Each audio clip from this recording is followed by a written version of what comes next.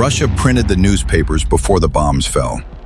They already had the list of people to arrest. They gave their own soldiers 72 hours. 3 million civilians had the same 72 hours to decide if they would live or die. This video is about what those civilians did. Not the army, not the government, not NATO. The people who woke up that morning with no plan, no training, and no idea what was coming. Some of them made every wrong decision. Some of them made one right decision at exactly the right moment. The difference between those two groups is what this video is about. February 24th, 2022, 4:58 in the morning. Russian cruise missiles began striking military targets across Ukraine. Within minutes, air raid sirens activated across all of Kyiv. 6 million people were now awake. Most of them had never heard that sound before in their lives. The Russian military's own planning documents, later captured by Ukrainian forces, said the city would fall within 72 hours. They had already printed occupation newspapers. They had a list of officials to arrest. They had assumed the population would cooperate. What they did not plan for was what happens when 3 million people decide, all at once, that they will not cooperate. What happened in those 72 hours became one of the most studied civilian survival events in modern military history. But here is the thing about those first 6 hours that almost nobody talks about. The decisions that killed people weren't made by soldiers. They were made by civilians who did exactly what they were told. The Kyiv metro system, 47 stations built deep underground during the Cold War, was originally designed as a bomb shelter. The deepest station sits 105 meters below the surface. When the sirens started, thousands of people ran for the metro. Within hours, an estimated 40,000 people were sheltering inside. And this is where the first pattern appears. The metro was not a plan, it was a reaction.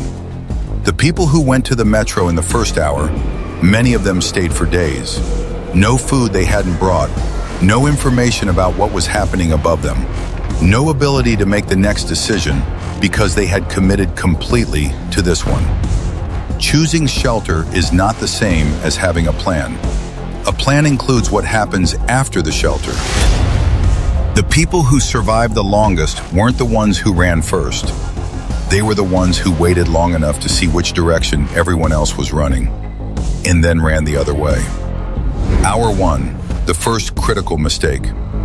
In those first 60 minutes, thousands of people made the same decision. Leave now, by car, all at once. The roads out of Kyiv locked up within the hour. The E40 highway north, jammed. The M06 west toward Poland stopped completely, and Russian armored columns were advancing along those exact same highways. The people moving in cars, visible, exposed, on roads that became targets, were in more danger than the people who stayed in basements and waited. This is documented. Ukrainian military analysts reviewed civilian movement data after the fact. The finding?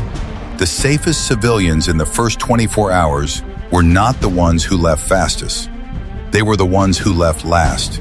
After the roads had been assessed, after checkpoints had been established, after the direction of the advance was clear. Timing is information. Moving without information is not escape, it is exposure. Hour 6. A new threat appeared, one that had nothing to do with missiles. Russian special forces, dressed in Ukrainian military uniforms, had already been reported 10 kilometers from Parliament. At this point, the enemy wasn't just outside the city. The enemy was dressed like the people protecting it. Hour 6. The second decision, identification. Mayor Vitaly Klitschko announced a curfew. Anyone on the streets would be treated as a potential saboteur. Ukrainian checkpoints went up at every major intersection. And here is what the survivors understood. What most people don't know until it's too late. At a checkpoint, in a war zone, the person with the weapon makes all the decisions. The documented protocol from civilians who pass through checkpoints safely. Both hands visible before you approach. Engine off before you are asked. Documents out before you are asked. slow, deliberate, cooperative. Never reach for anything without saying what you are reaching for. Never argue. Never explain at length. Answer the question that was asked. Only that question. Dozens of civilians were shot at checkpoints in those first days, not because they were spies, because they moved wrong, because they reached for something without warning, because they argued when they should have complied. In a war zone, being right about something does not protect you from the consequences of being perceived as a threat. Hour 24. The most dangerous thing in Kyiv wasn't a missile. It was a message on a phone. Hour 24. The third decision, information. By the end of the first day, two things were moving through Kyiv faster than any missile: real information and false information. Russia's psychological operation had already begun. Fake reports of Kyiv falling, fake reports of Zelensky fleeing the country, fake casualty numbers designed to create panic, a flood of messages designed to freeze decision-making. And the research that came out of this, from the Kyiv School of Economics, from NATO's Information Warfare Unit, from civilian testimony, was consistent. The people who performed best under pressure consumed the least information. One verified source, updated every few hours, not every notification, not every forward. One source they had decided to trust before the crisis started. The people who consumed everything, who opened every message, who tried to verify every rumor, reported the highest rates of decision paralysis. They knew more, they were able to do less. In a crisis, information is not always power. Sometimes information is the weapon being used against you. By hour 72, Kyiv had not fallen. The Russian column, 64 kilometers of vehicles stretching north toward the city, had stopped. Not because of a military miracle, because of a logistics failure that no one in the Russian high command had planned for. Fuel, food for soldiers, the assumption that locals would cooperate. None of those things happened. Instead, civilian volunteers had formed armed neighborhood defense networks within 48 hours of the invasion. Ordinary people, teachers, lawyers, office workers, had formed human intelligence networks, reporting Russian vehicle movements on encrypted channels that fed directly to Ukrainian military command. Farmers had used their tractors to block roads and tow abandoned Russian vehicles.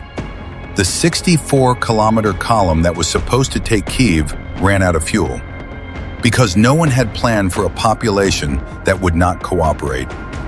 Kyiv held because 3 million people made a collective decision that most military planners had not modeled. There is a finding from research published 6 months after the invasion that almost nobody talks about. Researchers compared the psychological profiles of civilians who stayed in Ukraine versus those who fled abroad. The results were not what anyone expected. Those who stayed, who endured, who made decisions under fire, showed significantly higher resilience scores, lower depression, lower long-term stress markers. It was not the ones who escaped who recovered fastest. It was the ones who decided to act, even when every decision was made with incomplete information, under conditions no one had trained for. The research conclusion was this: agency. The people who survived best, psychologically and physically, were not the people with the best resources. They were the people who made a decision and then made the next one. Uncertainty does not kill people. Paralysis does. The 72-hour window is documented. It is not theory. It is not a thought experiment. Every urban conflict in modern history has produced the same finding. The first 6 hours determine the outcome for civilians.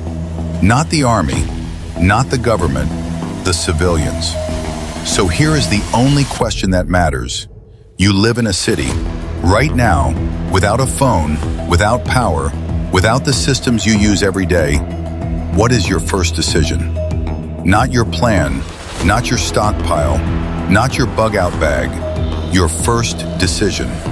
Because Kyiv didn't survive because 3 million people had perfect plans.